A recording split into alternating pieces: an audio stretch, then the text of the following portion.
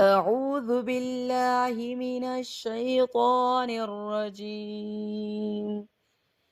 بسم الله الرحمن الرحيم. الله لا إله إلا هو الحي القيوم، لا تأخذه سنة ولا نوم، له ما في السماوات وما في الأرض. من ذا الذي يشفع عنده إلا بإذنه، يعلم ما بين أيديهم وما خلفهم، ولا يحيطون بشيء